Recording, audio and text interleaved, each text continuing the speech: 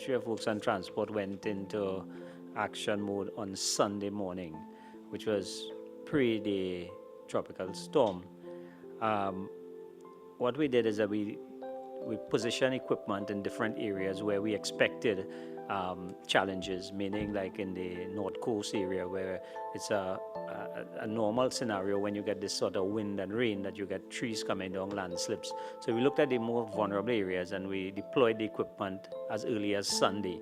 That really helped us a lot because immediately after the threat that was called off, our equipment went to work. So that allowed us to have access into these areas. What we're concentrating on is the cleaning of the watercourse and some of the rivers. We just want to give the assurance that the Ministry of Works is out there. It is going to be challenging going forward because there are some rains that we predict will probably happen within the next 48 hours. And we know what happens when there could be more landslips, there could be more fallen trees. But we are quite prepared for this scenario, and if there are any problems in any area, the population can feel free to contact us. We will be out there to ensure that once something happens that we deal with it immediately. Following the passage of Tropical Storm Bret, the government of Trinidad and Tobago has made available several social service relief grants to help victims back on their feet.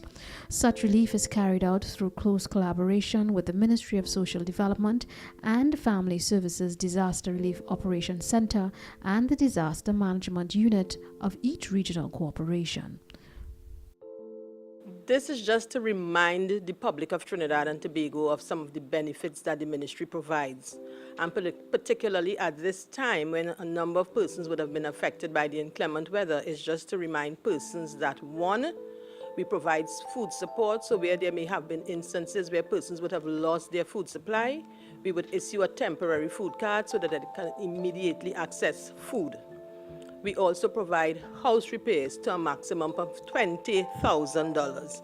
That would be in instances where persons would have probably had their roof blown off or their house would have been damaged to some extent. In terms of furniture and appliances being destroyed or damaged, we would issue a grant of up to a maximum of $10,000. And this is for replacement of your refrigerator or stove or bed or living or dining room set.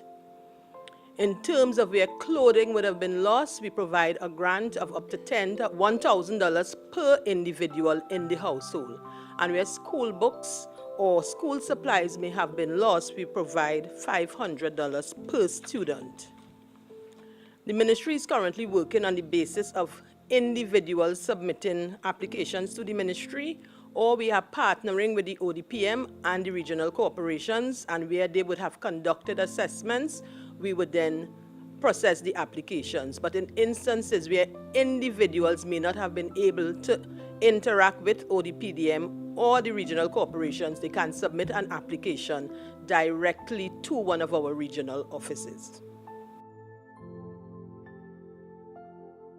The government duty is to bring services to the citizens, and we will stop at nothing to make sure that everything is back to normal.